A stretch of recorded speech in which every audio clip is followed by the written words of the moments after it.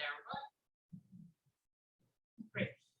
We also have a couple more upcoming events. One will be November, I believe, 16th. Is that right, Hector? Professors DeAndre Smiles and Rita DeMoon will be covering everything you want to know, essentially from admission into from applying to the PhD to landing the job. So it's really going to be a lot of like tools and tips for how to survive grad school and come out like prepared to get a job. So I strongly encourage folks to keep an eye out for those notices going out. That's just stuff falling in my office. Don't mind that. And then I believe it's November 15th. Melanie? I keep saying Melanie, but it's Melanie. Melina, sorry. Lubicon? No, what's her? Yeah. Will be joining us, giving a talk about Indigenous climate action.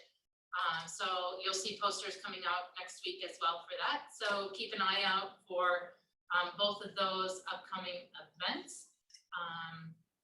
But yeah, that's all I have to share. I'm now going to turn it over to Matt and let us all give him our full attention.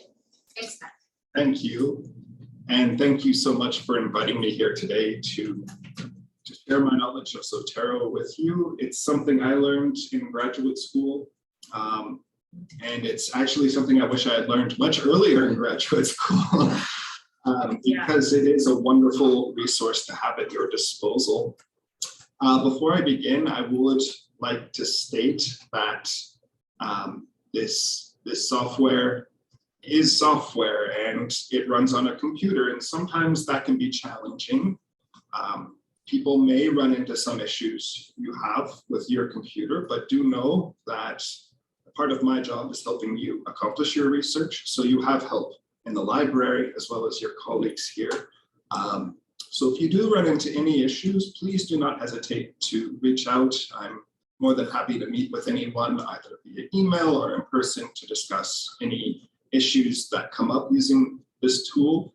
I also wanted to let you know that we run lots of different types of workshops. If there are other skills you want to learn, one of them that is particularly useful and fun at the moment is our podcasting workshop, where we teach you how to use recording equipment, editing equipment, so you can record people and use that as part of your evidence or community building or knowledge mobilization if you want to share your knowledge with other people via the podcast medium. So if you have any questions like that, please feel free to get in contact. Today, we're going to be going over Zotero, and I don't know about you, but I found it hard to adapt to the hybrid environment, because teaching this workshop in person is easy because I can just walk to your computer and help you. But we'll do our best in this hybrid environment. And I've also created step-by-step worksheets for you with images to help you on your own time as well. So if you feel like we didn't cover something today, there's these worksheets that you can link to, that I will share the link to, and we'll be able to go through there. So thank you again for having me. I'm going to share my screen here. Hector, can I? Yeah. Thank you.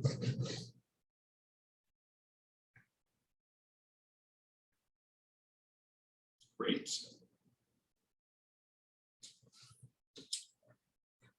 And I'm going to move this down here.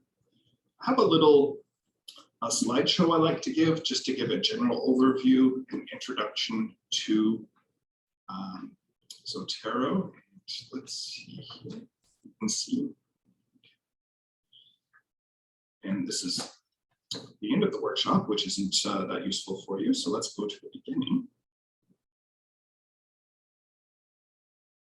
You know, the new Mac OS help desk don't update yet.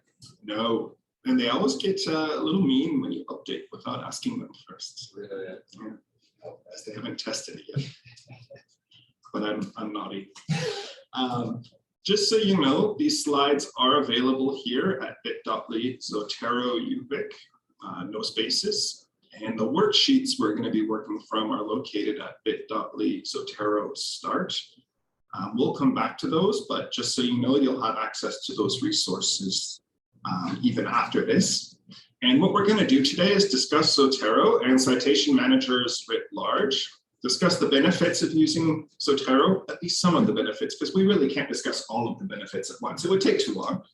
We're going to install Zotero, and then we're going to create our first citation and bibliography, just so by the end of this workshop, you feel like you've gone through the process and have an idea of how it works.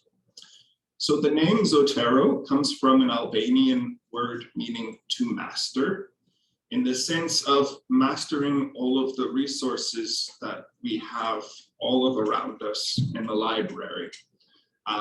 This language is a bit more complicated in 2021 than it was in 2004. But Zotero did begin in 2006, and it continues to evolve. And it's part of a constellation of citation managers like EndNote. Many people might have used EndNote before, Mendeley, and Ex Libris. What makes Zotero unique is that it's completely open source. And one of the things I like to mention in these workshops is sort of our own data governance, and that is who owns our data. And many of these companies, if we use their products, take our data and use it without our permission. So Zotero doesn't do that because it's open source. It's not a commercial platform. It's been developed by librarians and digital humanists in a wide community that's helped develop it.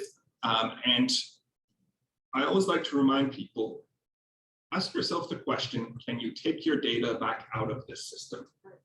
Or does it make you keep your data in the system? Zotero allows you to move your data wherever you want, which is one of the reasons why I like it. EndNote is a closed system, Ex Libris is a closed system, and Mendeley is based on the Zotero code base. So it's basically Zotero except commercialized. So that's why I recommend Zotero. The other thing I want to mention is like, what is a citation manager and why should you use one? This is how I kept my citations when I was writing my dissertation.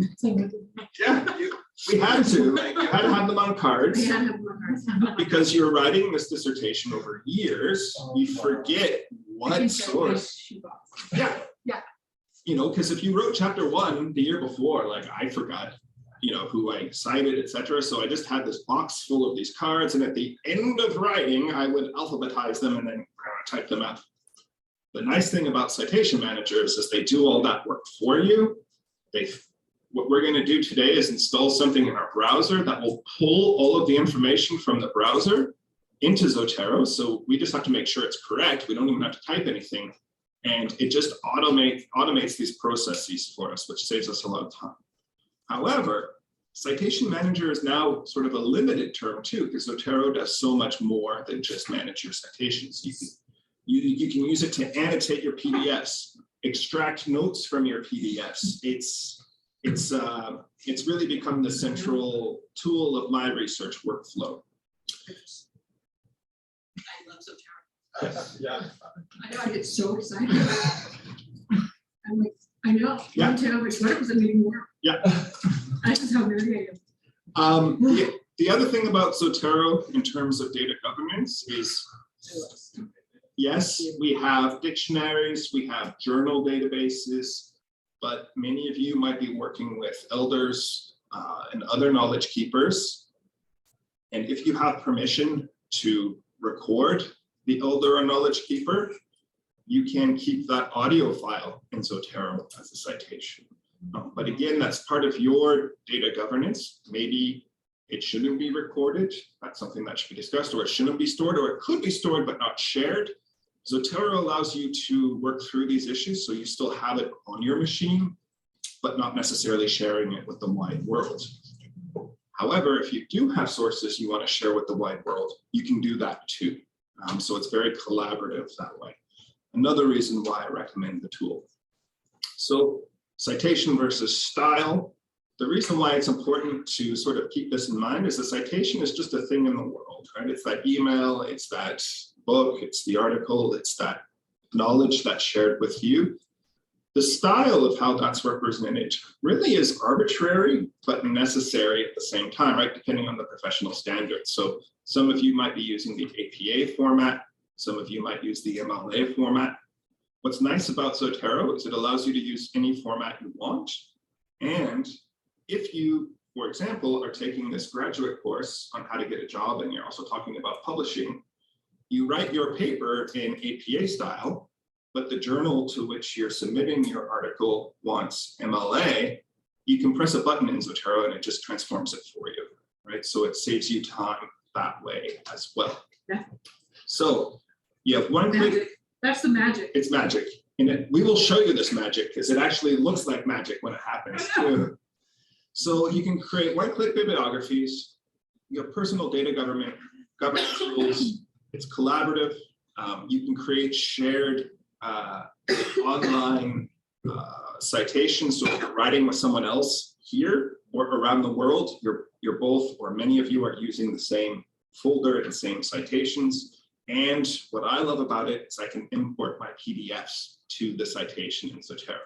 The reason why this is important is as graduate students, as UVic students, as university students, you have access to millions of dollars of resources.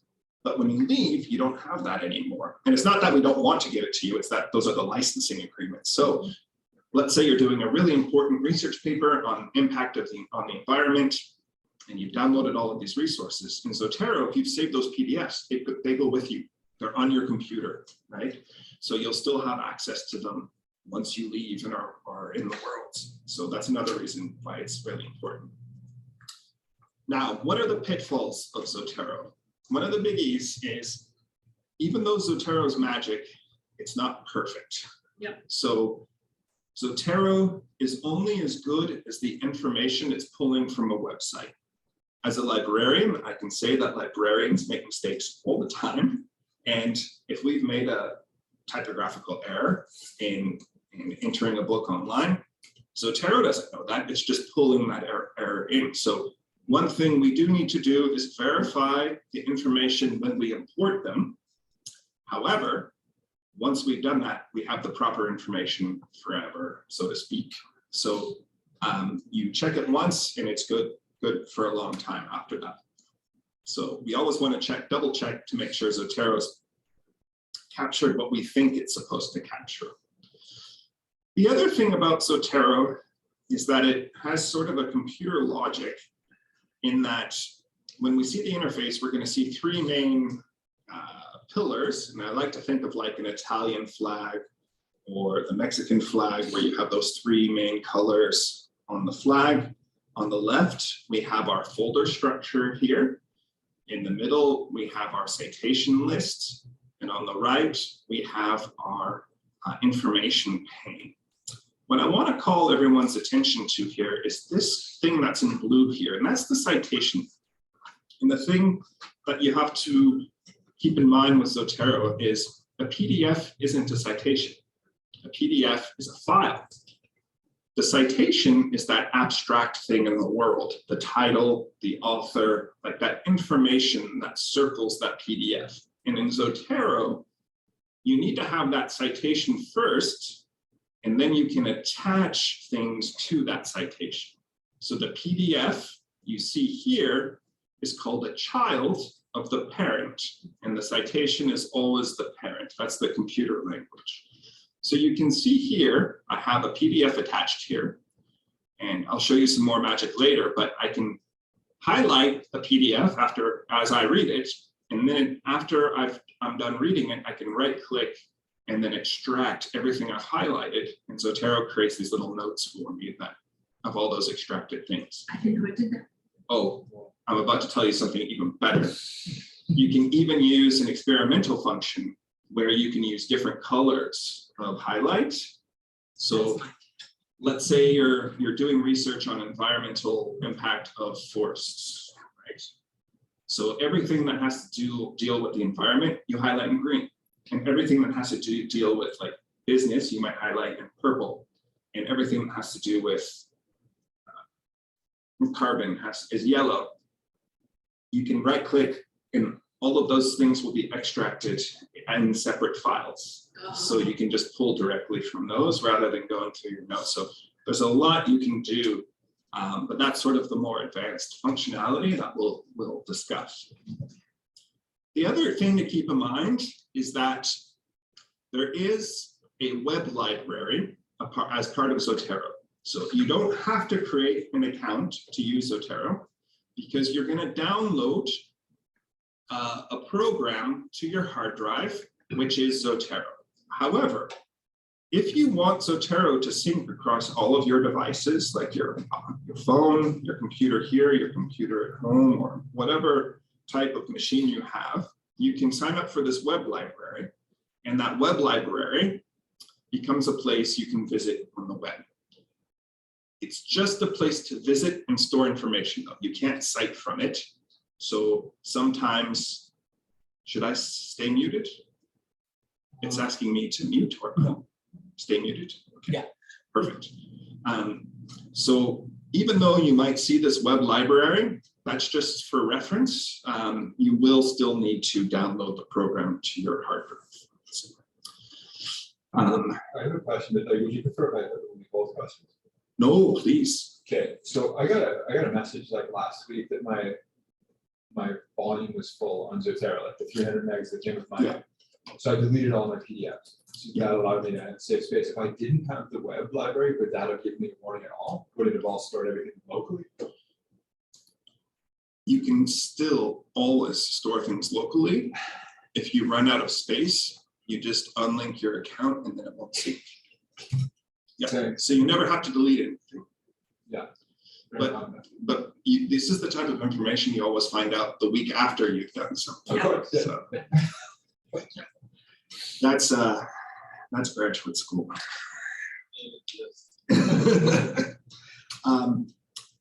Also, if you sign up for the web library, that's what allows you to create groups that you can share with other scholars across the world. So for example, here, I have a cyber infrastructure grant project I'm a part of. There are 23 of us.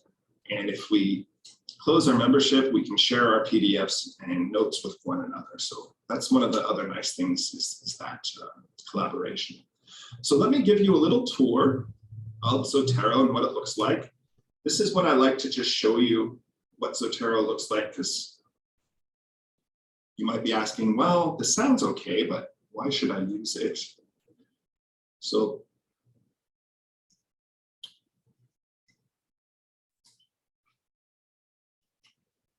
let me just read it back. Okay. So here you can see all of my folders for all my various information. So yesterday, a colleague and I were speaking, and they'll be teaching a course on the history of knowledge in online collaborative learning. And I'll be teaching the first week as a guest lecturer in that class. And they gave me a list of readings that I should do or talk about it in that class. So I immediately created a folder called Grad Class. And underneath that, I created something called Week 1. So I know that these are all the readings I'll need to do for Week 1, and the citations are all there if I need to create an annotated bibliography.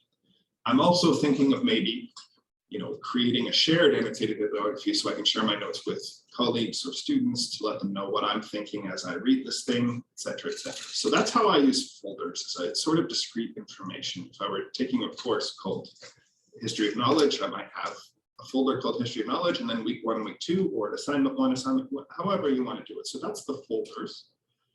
You'll see this big tab up here that's called My Library, and this has everything in your library. So everything you've ever collected is here, and then you can drag and drop these into your individual folders. So you can delete something from a subfolder, and it will still appear in your library, but if you delete it from My Library, it's gone, it's in your trash can. So if I click on something such as bad bosses and how not to be one, you can see on the right here all of the information about this particular item. It's a journal article, and I can just click on this and change it if that's incorrect. The title, the authors, the abstract, publication, et cetera, et cetera. I see here that this is wrong. the date. So I'm just going to get rid of that. So now it will show a correct date. And that's how you change information there. You have things called notes, where you can add notes to an article as you read, tags. So if you wanted to have your own personal system organizing information, you can add a tag and then relate it. You can say this article is related to this article and this is happening. So that's the interface. Now, when does this actually start working well? Well, if we're writing a paper and we use Zotero,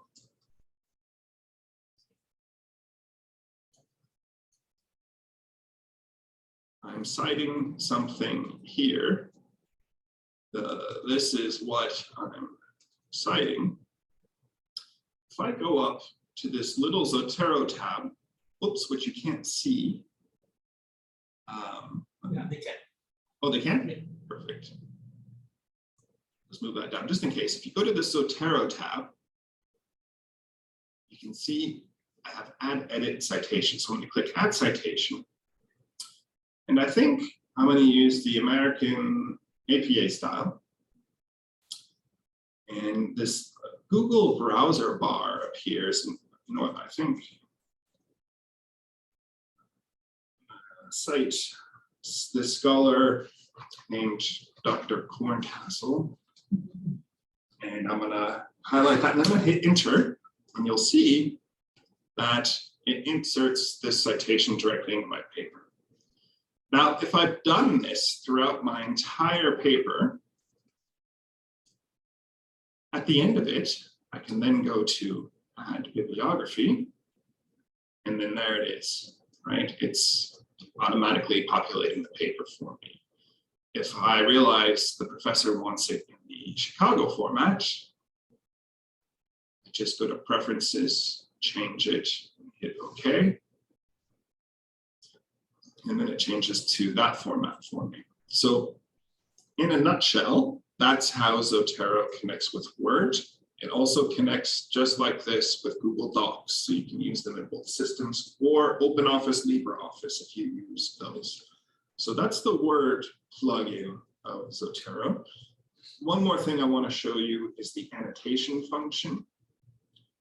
So you can see here, I've downloaded the PDF. Let me just show you how that works.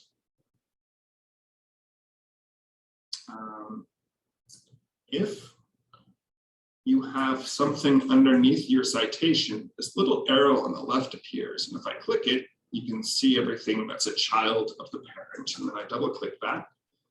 And I'm reading this article and I realize this is a really important line. I'm just going to highlight it. I'm going to hit save. Then I'm going to go back to Zotero. I'm going to click on the PDF because that's where I created these annotations. I'm going to go to Manage Attachments, Extract Annotations. Uh-oh, didn't like that.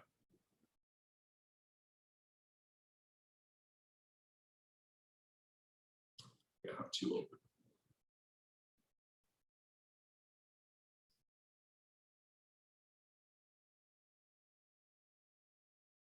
Oh, I didn't actually highlight it. There we go.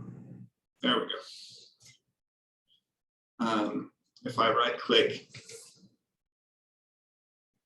extract annotations, go through the document and then say, oh, here's the highlight. And then it pulls out that annotation. And you can see on the right here, there's everything I highlighted and the page number, just in case I forgot where I got it from.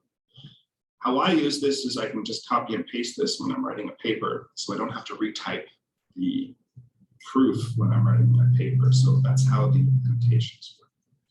So I've talked for a very long time now, and I apologize. Let's get our Zotero running on our machines to see how that works. So Did you say it's a generated report? no, you need a special plugin to do what I just did. Oh, okay. And I'll show you what that looks All like. right, cool. I have a quick question for you. Yes. A lot of these documents I've already highlighted stuff within, and now I'm importing them. Yes. Will it register those, or will I need to re-highlight things? That's a great question. And there's two parts to it. Your annotations are still there, so that part's fine.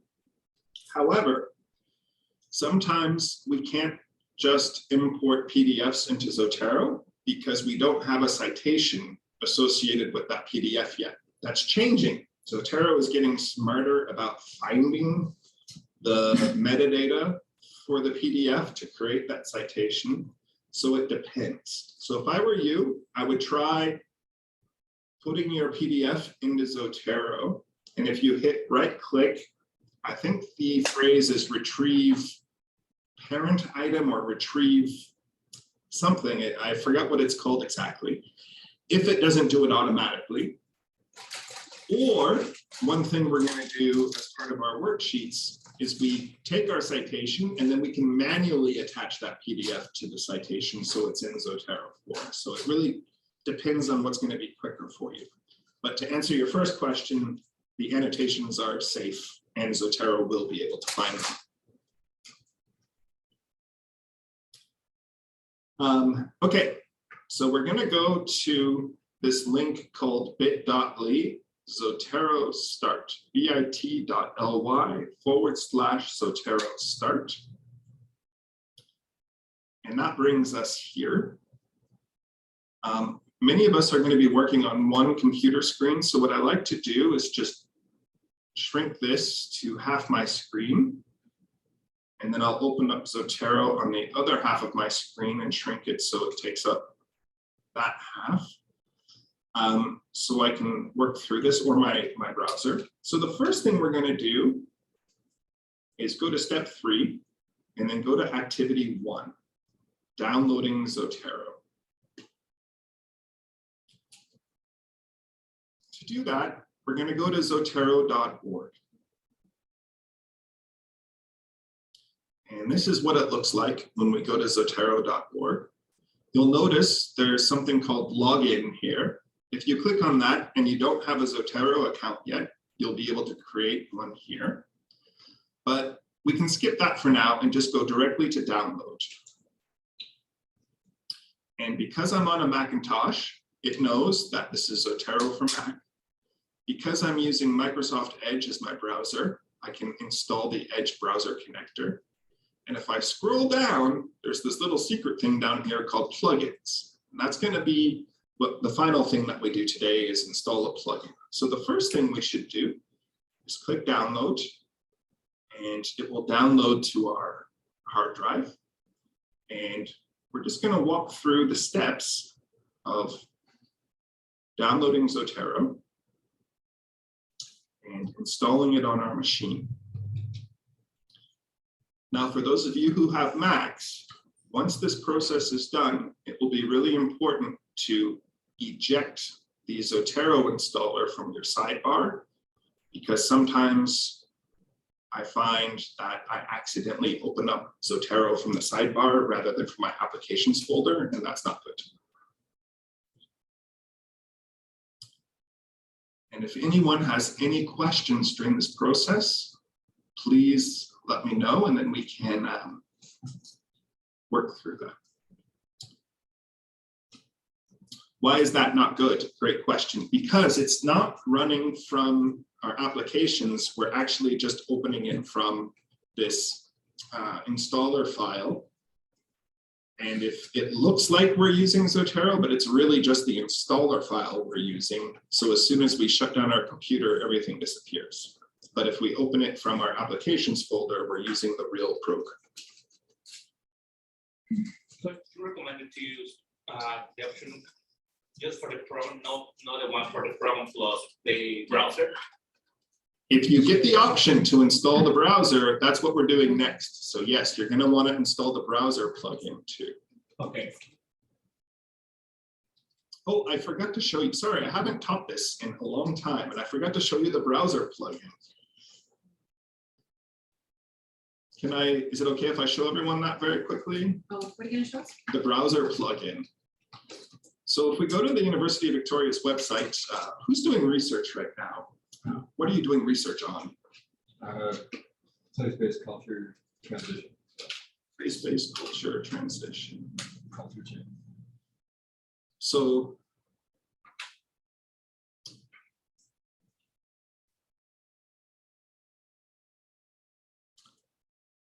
let's choose. Behavior ecology looks good. Which one's that? I think you did. I saw one that was. Oh, there it is. So let's say we click on this link. It's going to bring us to the results in our library. You'll notice I have this little book icon right here in my browser. I'm going to click on that, and it's going to automatically bring in the metadata to Zotero for me. So if I open up my Zotero now,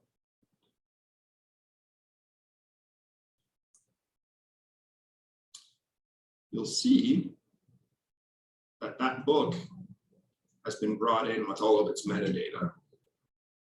And it looks like all of that information is correct. So there it is. It's in my Zotero folder. If I needed to create a bibliography from it, here it is. It's here. What's not there is the PDF because it's a book. But I could attach that book were I to download it separately. So that's what the browser connector is. That's what allows you to pull in information automatically from databases. Was that the plugin thing that was on the Zotero website? Yes. Okay.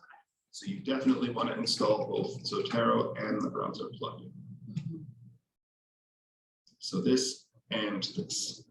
However, I've noticed recently when you download Zotero and install it, it's asked you, hey, do you want to install the browser plugin too? And you can hit yes there sometimes as well. Apparently the browser plugin for Safari is going to work with the new OS. Yes. That's right. The It's new, the new update to Mac's operating system. Like apparently the Zotero plugin is broken on Safari for like a few years. But with the Monterey release or whatever they're calling it, apparently that's going to get fixed. Yeah. Which is cool because Safari seems nice. I use Safari for everything, and I think it's usually assumed to be outdated, like nothing works. Yeah, right. Yeah, It's like old tech. but back in the olden days, you could only run Zotero through Firefox. Yes. Oh, yeah, right. Firefox. Yeah. Yeah, that was the olden days. Which was a wonderful browser in the olden days. Yeah. Still pretty good. But yeah, once the browser wars started, that's when they decided to create a standalone. Oh, someone had a question up there? Oh, sorry, I'm really bad with chat. I apologize. No, it just popped up. Oh, what about a non-Mac user? As usual, the non-Mac users have all the great programs. So no, it works perfectly for non-Mac users for sure. But in this instance, because you are on a Mac, it knows, Zotero knows this. Yeah. And so Zotero's only giving you the Mac option. Yeah. But if you have a non-Mac, it'll give you the non-Mac option. Exactly. So So just follow the instructions. if I were on a PC, it would say Zotero for PC. If I were on Chrome, it would say Zotero connector for Chrome.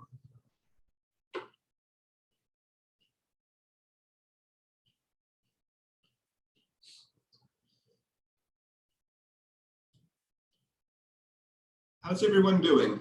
Is this process going okay? Hector, how are you? Yeah. Is it installed? Well, this is new computer that we're using, and I We don't, first- neither of us have, you don't have administrative, but Oh. me either. Okay. We just had our computers rebuilt and now we don't know how to do it. Sometimes it lets you install Zotero nonetheless. Really? Yeah. Mine- Yeah, Sometimes. mine, like, you know, I'll, you know, Check.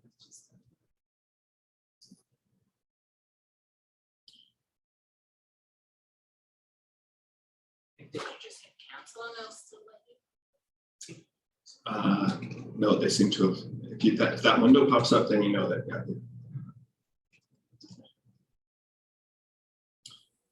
Sorry, I know you're just talking about this, but just to clarify, like I'm on a new MacBook Pro and yeah, it says, so I don't need to download a connector? Oh, yeah, you always Or want to do- download the connector, yeah.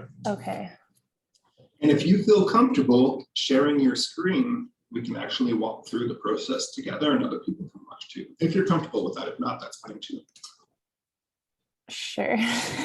So I already downloaded, so it says that the Zotero connector beta, Oh, are you on Safari? yes. Oh, should I not be on Safari? Sorry. Oh, no, Safari should work. It might be okay, but it really depends on your operating system. So if you're running the brand new operating system, it should be fine. But Yeah, even the beta should work. okay. So Like, go ahead and try it and see what happens. yeah, I like when I downloaded it, like it opens up fine and I synced my account already and stuff. So I'm assuming it's working fine. Oh, perfect. Yeah. Okay, cool. I just don't want to miss a step and then. Now, would you mind sharing your screen so I can see? Sure. I'm going to stop share. So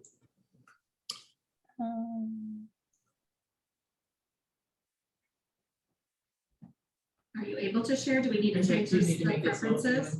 I think you can. Okay. Oh, 1 sec, I just gotta.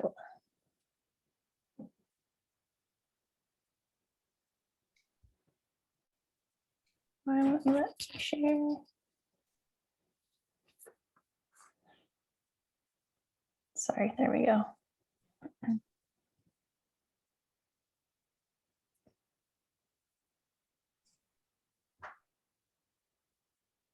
great. Okay, so this is what Wonderful. I have set up and I synced my account. Does that look fine? Yeah, and can you open up Safari to see if I can see that little connector in the, yeah, Yeah, so what it told me to do, you mean? Like, yeah, it doesn't look like it installed properly. So let's go back to Zotero.org. Oh, you follow those? Yeah, okay, I see what you Yeah. did. So yeah, go ahead and call. so when I click to install a Safari connector, it takes me Okay. here. I see what's happening here. So rather than using Safari for this, I see you also have Chrome. I do. Would you mind using Chrome for this one? Sure. And open up Chrome, and then we'll go to Zotero.org using Chrome. As soon as you update your Mac, you'll get a different option, but you don't want to update your Mac yet Okay. because the university hasn't approved it. Oh, okay.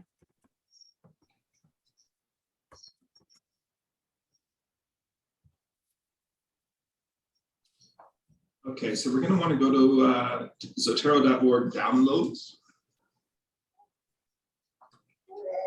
Flash downloads. Yeah. And install the Chrome connector. And if you go back up and scroll to your right a little bit Oh, okay. to Chrome, and then hit add extension. And okay, for those of you using Chrome or Edge, this is a really important part because we still can't see it, but do you see that little puzzle piece in your navigation pane up in Chrome? To your right, Yep. a little, yeah, right there, click on that puzzle piece. And where it says Zotero connector, hit that little pin icon. There you go. So now, if you click that, you'll be able to save things directly to Zotero. Would you mind if we did a little test? Sure. So now if in Chrome you go to library.uvic.ca, and let's go ahead and run any type of search. So if you're writing a paper on a specific subject, let's try that.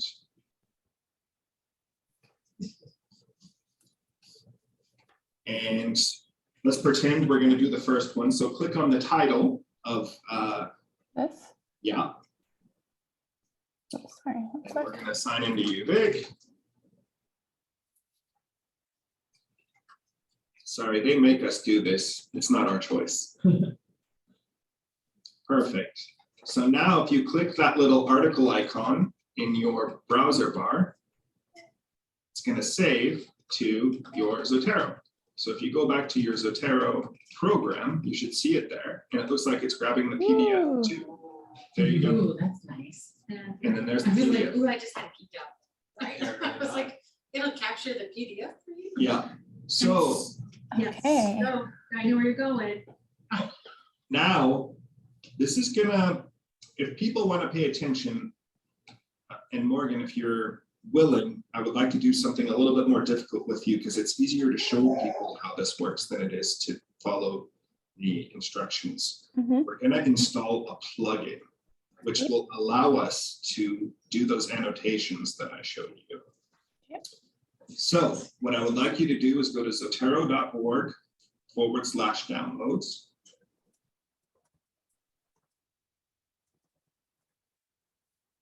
And we're going to scroll down. And we're going to click Browse Plugins. And again, if you're following along and you miss something, don't worry. This is in those sheets step by step that I provided for you. We're just going to do it now so you can sort of see the process. We're going to scroll down to where it says Zot file further down the page. Keep going. There it is under Attachment File Management. Zot file is my favorite plugin. And now we're going to go to Download. And this is going to download a file onto your computer for you. And now we're going to go back to Zotero, the program. We're not going to open it yet. Okay. And from Zotero, we're going to go to Preferences, which is under Zotero Preferences. And we're going to, oh, no, I'm sorry, wrong place. Go ahead and click out of that. We're going to go to Tools, Add-ons. And you see that little gear icon in your top right-hand corner? Click that and install add-on from File. And we're going to go to your Downloads folder and choose the one we just downloaded. This is embarrassing, like nothing's organized. It's just- Welcome to everyone's downloads. Okay. Open and then install now. And now it's going to ask you to restart Zotero. So go ahead and click Restart. Now, this does more than just do annotations. We're also going to do something else. And this is another magical thing we're about to do. So go ahead and click on that down arrow next to your citation in Zotero. So if it didn't open in the download box, it means that the file didn't download correctly. Or download it somewhere else, like your desktop or somewhere else. So see where it says full text PDF? If you have an entire folder full of things called full text PDF, it's not very useful. So let's right click on this. Is everyone ready for magic? Click on Manage Attachments. Rename attachment. And now it's renamed to the author's last name and the title of the PDF. I've been typing in the name every time. Yeah, and not only this, if you want to get into Zotero, you can actually format it any way you want. You can make the year appear first or the title appear first and then the author. You have ultimate control over how that works. Where would we get that control? That's under This Preferences. is a big one. So Morgan, can you open up Preferences again? Oh, where's that link? Is there a link to the instructions that you? Yes, it's under bit.ly/Zotero start. Okay. And that has one document that then links out to all the different worksheets. Wait till he tells you about proxying. One more time. I'm not even going to get to proxy. Okay. bit.ly/Zotero start, I think.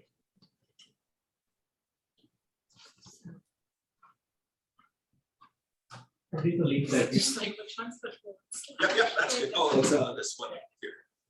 What is it? Zotero start. Oh, sorry, I'm breaking. I was the link that we could share with people.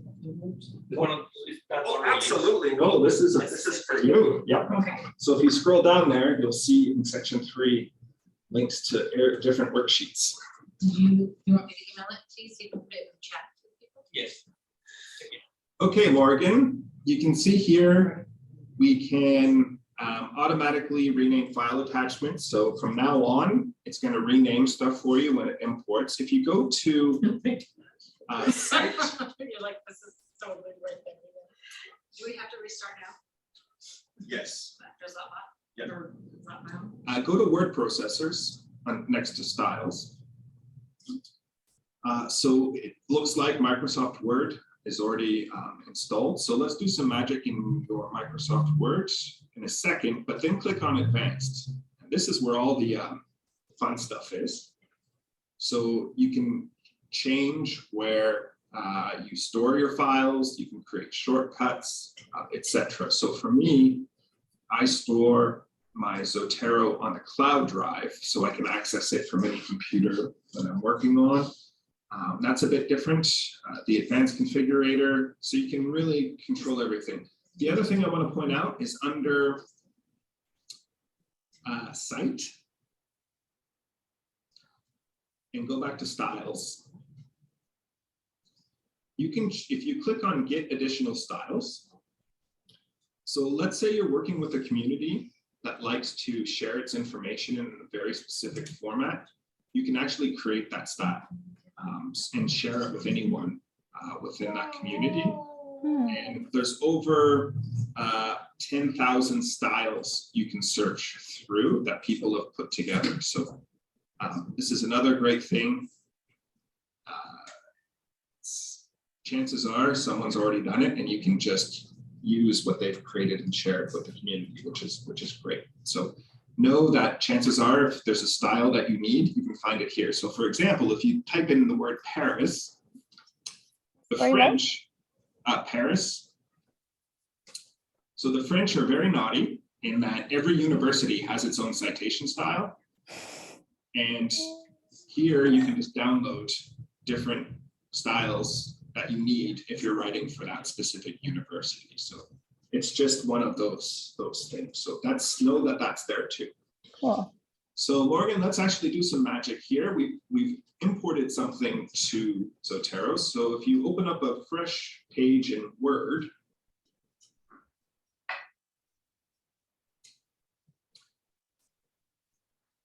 and if you want to pretend that we're citing something, Okay. you'll then- see, go ahead and put quotation marks, and you'll see the Zotero tab in your Word. Go ahead and click Add Citation. And, oh, we want to hit OK. Now, I personally don't like the red bar, so go ahead and choose one of the styles and then hit OK. You can change this permanently. If you click that little down arrow next to the Z, you can use something called Classic View, which opens up your folder so you can see precisely what's there. So go ahead and just double click on the first one. And then hit OK. And there it is. Enter a period. And then hit enter a couple times. And then now let's pretend we're putting in our bibliography. Oh, there it is. Cool. So that's how it works. Now, the thing to keep in mind is this only works if you use Zotero from the beginning to use that automatic function. So I recommend that if you want to use Zotero, go all in on the paper, or try it on one paper first to see if you like it, and go from there. So If we have like I have a working bibliography that has like 100 citations in it already, like would I need to go back into like UVic and like download all those citations into Zotero? I tend to recommend not to do that and just start fresh the next time you do your next paper, Okay. because it could get confusing. However, if you already have all those PDFs, in fact, let's try this. If you want to do an experiment, let's see if this works. Go ahead and open Zotero again, and let's find a PDF that you've already downloaded and just drag it into Zotero to see what happens. Okay. Sometimes this works and sometimes it doesn't. Is that because of the source of where you pulled the PhD from? I mean, from the PDF from, right? Oh my goodness, it worked. So that's a case where it worked. Oh, because like all the metadata was attached to the PDF. and that's Because how you you have it. probably got that from the library's website. Yeah. Oh, So cool. Okay. You'll notice, but that won't work every single time. You got really lucky that time. Now, let's say everything works except one. Let me teach you how to do one manually. So if you click that little plus button at the top there, and let's pretend it's a book, and go ahead and give it a title, pretend title, Okay. and then a pretend author, Dr. Pretend. So how do I add the author? Just click where it says last Oh, and okay. start typing. Okay. Perfect. Now you'll notice in your middle column, there's a book called Pretend Title. If we right click on that, we can add attachment and attach a stored copy of the file. So go ahead and choose this attach stored copy. And then we'll navigate to the PDF and just choose, it doesn't matter, we'll delete this afterwards. And that's how you attach a PDF to the object. If it doesn't work, yes. Cool. And it named it. Yes, There's push projector on the chat. perfect.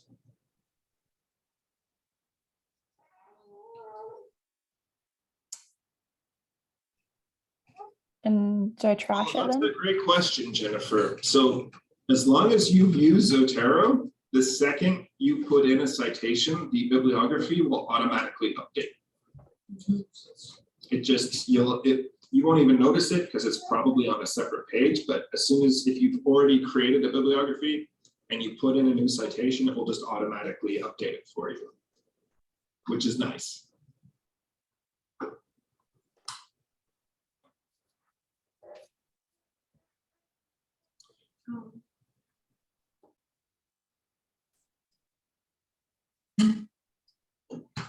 Well, thank you very much for sharing your screen, Morgan. Thank you so much. That was, I mean, probably the most helpful for me to get to do it step by step. So thank you.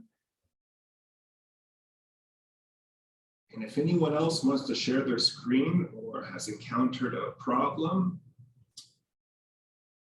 it will probably help someone else too to walk through it.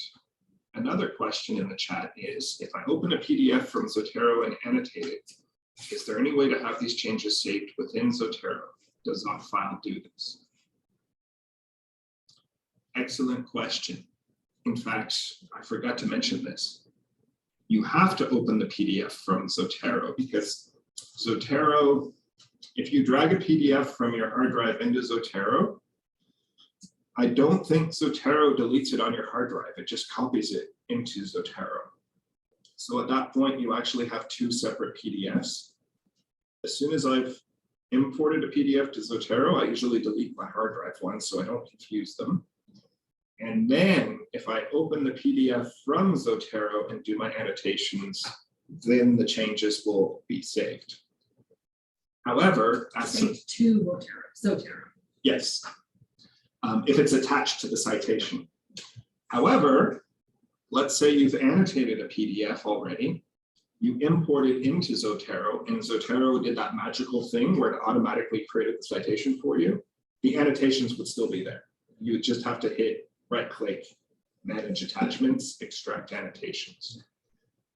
If you, after that, then did even more annotations, then you would, of course, have to hit manage attachments, extract annotations again. That part isn't live or self-updating, but it gives you a nice little record of sort of when and where you did your annotations.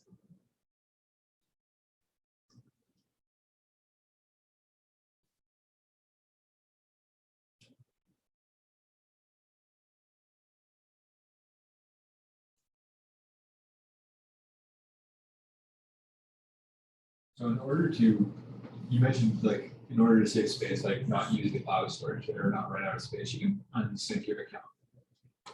But now, If I throw my computer in the ocean, then I lose my bibliography, right? Like that's the trade-off. Yeah. Either have the PDFs or delete them and have cloud syncing.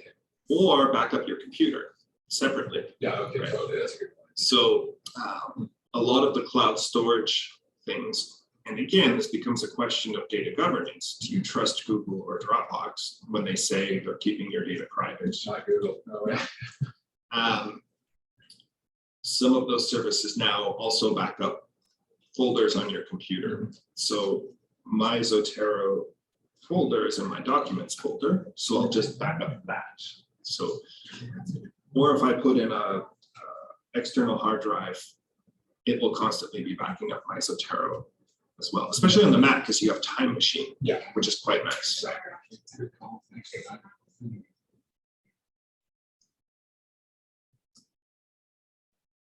And if you're not backing up your computer, definitely back up your computer. I like to tell the story of my friend who was a little late finishing his PhD. He was 8 years in, and the school was starting to be a little bit mean. And they said, you have to finish by this date. So he was basically locked in his apartment, writing. And one night, he heard some loud noises and realized the building was on fire. So he went down, this is in Montreal, he knocked on everyone's doors, got everyone out, they're outside, and then he realizes my computer is inside. And this was in 2002, so this is before cloud storage. And so he ran back into the burning building to get his computer to bring it back out. And you don't want to do that. So it is worth having a plan. It's a fair point. Because it is demoralizing to lose your writing. Now, it's happened to everyone, and I suspect the second draft is even better because you've had more time to think about it, but it's not pleasant. No, it hurts. Yep. Are there other plugins from those long lists that you recommend? I'll show you my plugin list. A little overwhelmed by the plugin world, so. Zotfile is definitely the most important, but let me, what I have on here is, there's a plugin called OCR. That's a little bit more complicated, but in the old days, we used to get PDFs that didn't have the text underneath the page image, so you couldn't highlight it. Yes, right, yeah. So Zotero OCR reads those images and then creates that text for you. Oh, it does? Yeah. What's called OCR? Zotero OCR. It's a bit more complicated to install, and I haven't made a worksheet for it, but if you'd like that, I will totally do that for you. So I have many of those. Yeah, Right, yeah. I use something called ODF scan for Zotero because sometimes I like to use a different program called Scrivener to write. Oh, Scrivener, sure. And Scrivener doesn't work with Zotero natively, but ODF scanner allows you to use Zotero with it. Okay, It's just not as seamless. yeah. And then there's one you can get for your iPhone. So you can take a picture of a book's barcode and it automatically brings it into your account. But again, librarians are mean and we take the covers off of books, and that usually takes the barcode with it too, so.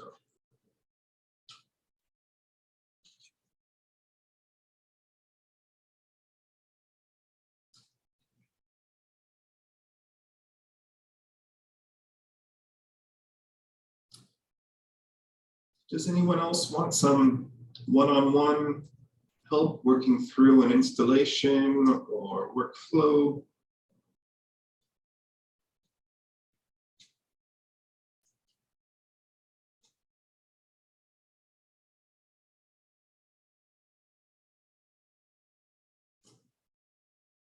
Someone asked if this is a PhD class. No? No, I don't think so. No. Though it feels like you might need a PhD to use all of Zotero's features. Well, it certainly helps. Yeah. Oh, Jennifer asked, what about websites? Excellent question. Oh, Yes, you can capture websites too with that browser connector. However, it's that metadata problem that I discussed. Many websites don't actually embed the metadata that Zotero needs. So You can still save the website and capture that URL, but then most of the time I found I'll still have to type in the title. I'll still have to type in the author, for example, because if a website hasn't done that work, Zotero doesn't know who did it. So short answer is yes, but most of the time you're still going to have to do a little bit of manual entry on those. I find that the podcasts, like, that podcasts are more likely to have good metadata Yeah. than just a regular website. And so, you know, whenever you see the thing up on top, you can, that icon up there. Yeah. Click it and it'll, you know, pull Yeah. the information. And then it's a live URL to it. And that's usually the hard thing to type, because I don't know about you, but I'm always leaving out a letter or a slash and then it doesn't work. And the snapshot feature on websites is huge, Yes, huge. Like the amount of websites that just go dead after a few years or whatever, and having a snapshot of it on your computer to save my day. that is such an important point. So one of the big issues we face in libraries is link rot, is what we call that. Okay. So if you cite a website, but then that link doesn't work in 3 months, you can't prove that it said what you're saying it said. But with Zotero Snapshot, you can say, well, here's a picture of what this said at this time. That helps you with that. So, which brings up another point. If you are working with a website that should be preserved, you can go to the Internet Archive Wayback Machine and submit that link for preservation. And then you can use that Wayback Machine link, and that should be accessible for many years in the future. Can you, it's asked, can you clarify whether PDFs and audio files are stored in your computer or on the cloud? Can you decide on this? Absolutely. So let me show you what this looks like, Marcelo. If I go to my Zotero and go to my preferences, you'll see there's this option called sync. If I unlink my account, Zotero will not share any information on the web. It's just on my machine. If I want to share some things, but not other things, I can go to choose libraries. And then I can not share some things and only share some things. So I have control over what's synced and what isn't synced. So that's a great question. So does that mean all the PDFs then are like, so when it grabbed the PDF from the library from Morgan, for example? Yeah. Is that gonna be somewhere in your computer then, or just in the data? No, it's on your computer in the Zotero database on your computer. Okay, so you essentially will have a folder of all these PDFs. Correct. That you should be able to get into. Get into, rename, Okay. rearrange. Because like I was doing a lot of this stuff in EndNote, but my EndNote no longer works, and I don't know where any of the data stuff is. Like, I don't know where. Exactly. So This stuff. I'll show you. If I go to advanced, I can choose precisely where it's saving my stuff. So here I have it saved to Google Drive / something I called Zotero _library.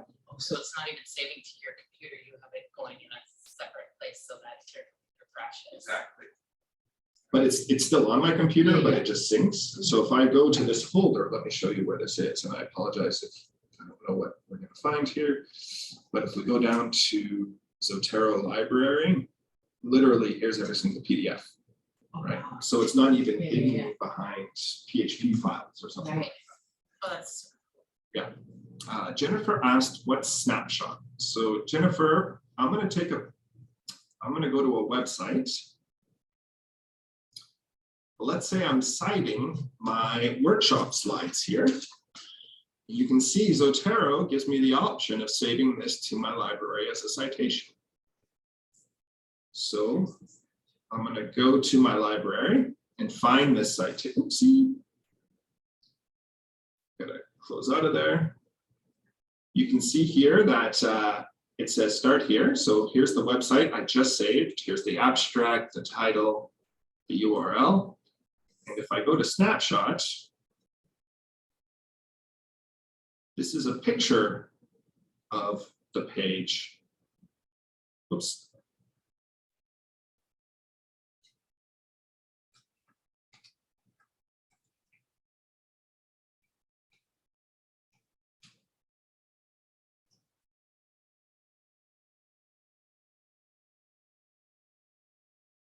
Oh, I wonder if I have this set up properly. Snapshots. But it went through the whole document, it went to the whole document. didn't it? Yeah.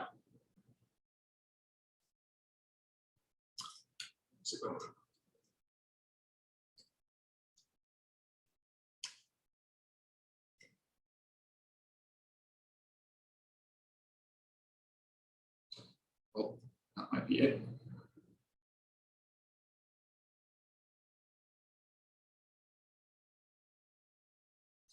I'm creating items from web pages.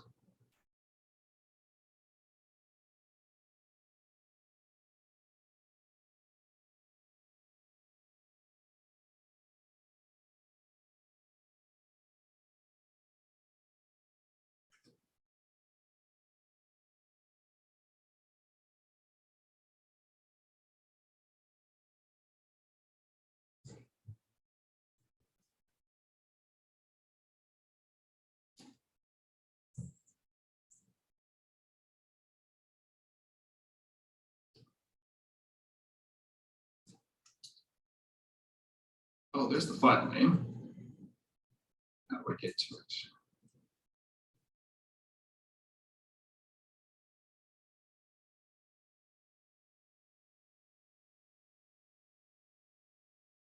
So I think if the page links, I'm gonna have to look into this a bit more, but I can see that there's a file name.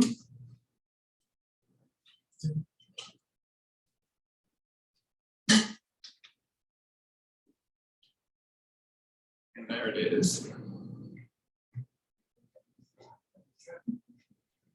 Oh yeah, so you can see here, it saved that web page to my hard drive and created a little place for it as an HTML file. So I have a copy of this, even though I'm not online. Thank you for that question. Did another question come in while we were answering one? I pulled the PDF and Zotero told me there was no citation. How do I make a citation again? Great question. So I'm going to open up Zotero. There's a couple ways of doing this. Sometimes the easiest way is just to go to the library's website and type in the title of the item and just steal the metadata from the library website. But if the library doesn't have it, you can click on this green plus button in the top corner and choose one of the formats. And then over here, you'll see a blank book thing is here, and then we can just start typing in the information. And then once that's created, you can right click on it and then attach your PDF file to it by right click, add attachment, attach stored copy of the file.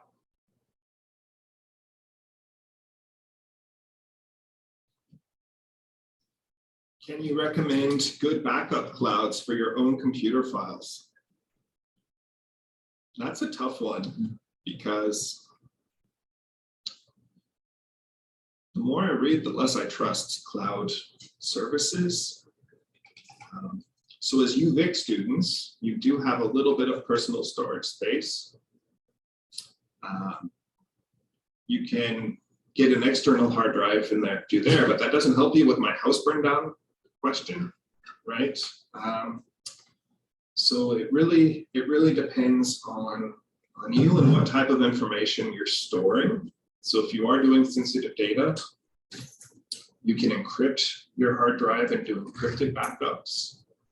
But I just don't trust anyone when it comes to storage.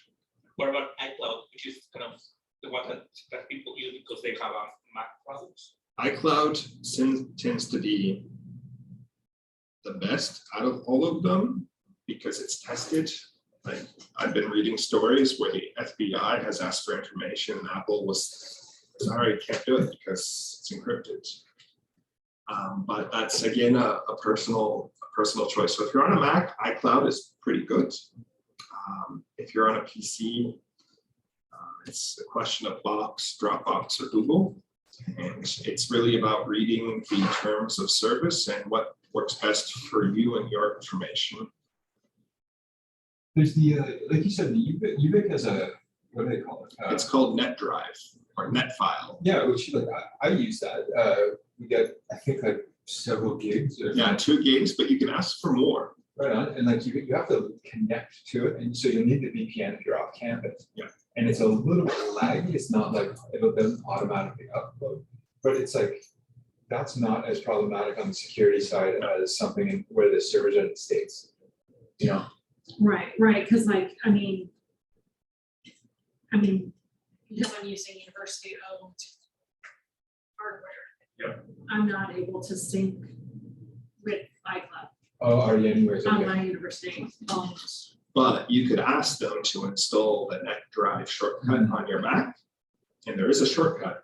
So you can just double click on it and it automatically opens it up for you. And that's different from and that is different from OneDrive. Yes, OneDrive is a Microsoft product that is stored on UBIC servers. And we may go there in the future. They might say, okay, we're going to move from NetDrive to OneDrive, but I still don't find OneDrive that seamless yet. Yes, but like UBIC gives you For storage. Exactly. UBIC gives you a terabyte of OneDrive storage or something like that, and I like the home file storage because it is way more. It's not syncing. It's like I only use it as a backup for all my data, but like I know it'll take like the university burning down and go. Right? Yeah, and in the library world, we have the rule of 3. You have something backed up 3 times in 3 different places. So if you're fortunate to have an office or a place on campus, have a backup there, have a backup home, or the cloud. Maybe you don't have really sensitive information. That's okay. It really is a decision that you make about your stuff.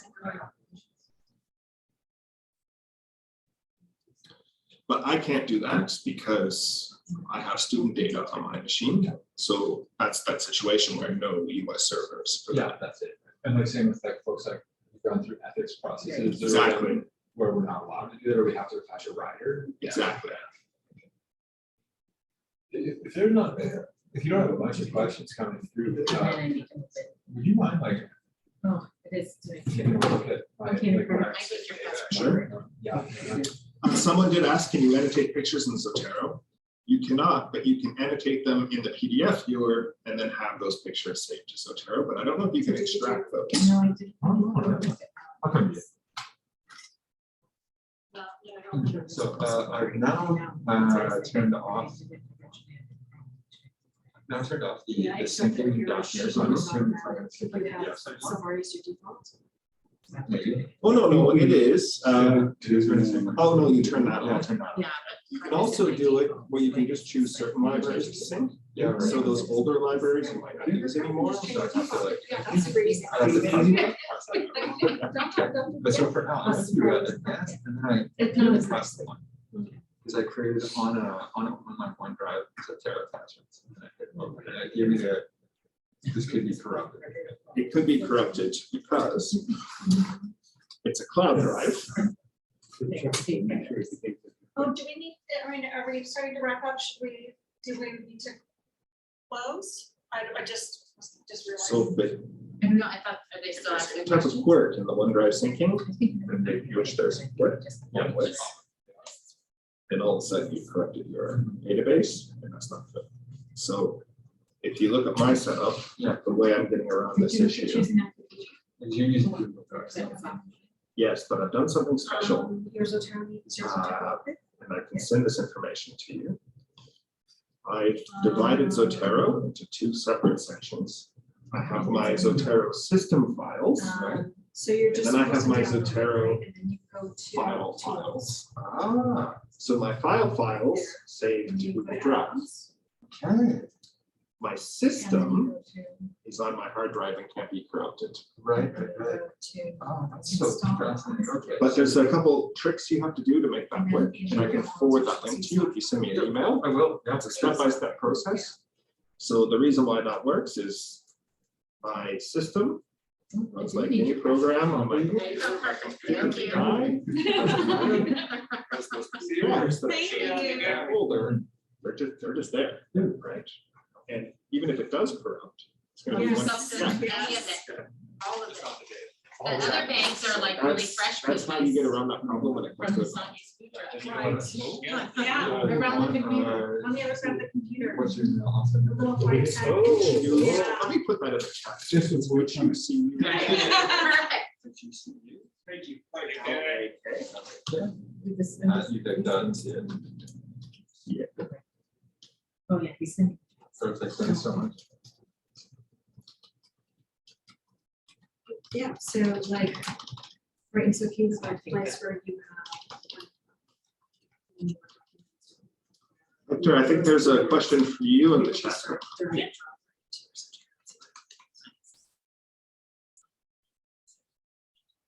Thanks so much, Matt. I'll send you an email.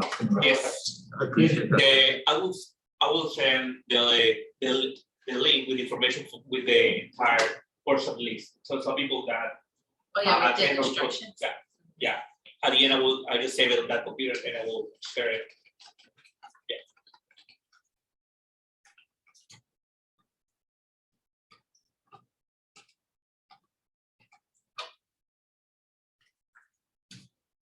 Are there any other questions? Are they still coming in on the chat? Looks like people are having to take off.